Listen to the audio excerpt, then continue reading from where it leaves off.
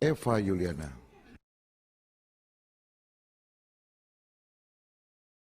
Pertama-tama, Pak Kapolri, saya menyimak betul apa yang Pak Kapolri tadi sampaikan. Di awal hingga akhir, saya melihat bahwa apa yang menjadi pertanyaan-pertanyaan khusus yang mestinya lahir dalam waktu kurang lebih 1 bulan ini, itu sebenarnya sudah menjawab yang ada di pikiran-pikiran saya. Penjelasan itu saya berharap bisa mempengaruhi juga salah satu survei indikator politik yang pernah menempatkan kepercayaan masyarakat terhadap Polri itu mencapai 80,2%. 80,2%. Setelah terjadinya peristiwa ini, maka drastis turun ke bawah kurang lebih 40-an%. Ini sangat drastis sekali.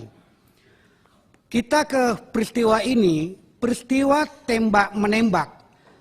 Yang menembak adalah polisi, yang ditembak adalah polisi. Menurut publik menyatakan di media sosial yang mati adalah CCTV.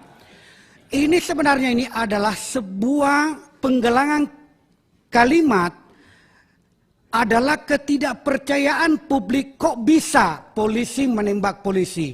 Tetapi apa yang dijelaskan tadi ini adalah bagian daripada jawaban bahwa itulah kejadian yang telah ditetapkan yang disampaikan oleh Pak Kapolri.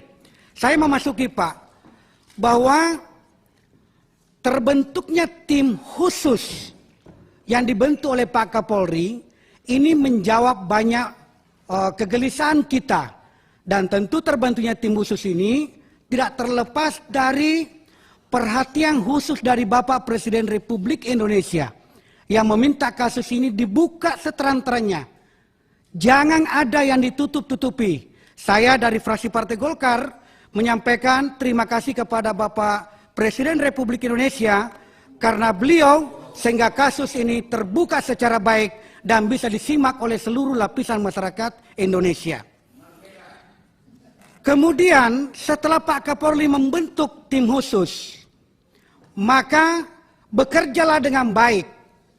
Pertama dikatakan bahwa terjadi tembak-menembak. Tim khusus menemukan bahwa tidak ada tembak-menembak sebagaimana yang diumumkan oleh Pak Kapolri langsung. Kemudian ada upaya hari ini, kita bicara lagi hari ini, ada upaya bahwa persoalan ini tembak-menembak ini yang tadinya didasari oleh sebuah tindakan pelecehan seksual dugaannya, Pak Kapolri menyampaikan bahwa tidak ada tindakan pelecehan seksual. Tidak ada lagi tembak-menembak, tetapi yang ada adalah ditembak. Hari ini kita disuguhkan oleh sebuah perencanaan seakan-akan di bawah ini dugaan pelecehan seksual ini terjadi lagi di Magelang. Ya, ini berarti dibawa ke sana. Ada satu anekdot atau sebuah kalimat menyatakan yang bijak begini. Satu kali orang berbohong, maka hari esok ketika dia berkata benar, maka kita bisa menganggap jangan sampai dia berbohong lagi. Olehnya itu kemarin Kompolnas, LPSK, kemudian Komnas HAM disuguhkan oleh berita awal menyatakan tembak-menembak. Semua kena prank. Jangan sampai yang kedua tadi ini digiring tembak-menembak dari Duren 3 ke Magelang. Ada pelecehan seksual lagi di Magelang. Jangan sampai ini lagi menjadi prank yang kedua, jilid 2-nya. Olehnya itu ada sesuatu yang membuat saya berpikir sebagai dasarnya orang hukum. Adalah penetapan tersangka oleh Ibu Putri, di mana penempatan di situ ada pasal 340. Kalau pasal 40, kalau kita melakukan pendekatan delik pidana, dalam pendekatan delik pidana kalau kita mengacu kepada pelajaran di sekolah atau di kampus, memang dikenal ada 2. Delik commission, atau dikatakan komisionis, atau delik omisionis, atau omission. Nah, apakah dia masuk pada delik yang kedua tadi itu? Di mana kalau dihubungkan dengan pasal 164 misalnya, mengetahui terjadinya sebuah perbuatan jahat, ternyata dia tidak melaporkan, maka dia dikenakan delik omission tadi ini. Apakah itu sehingga masuk dalam kategori 340?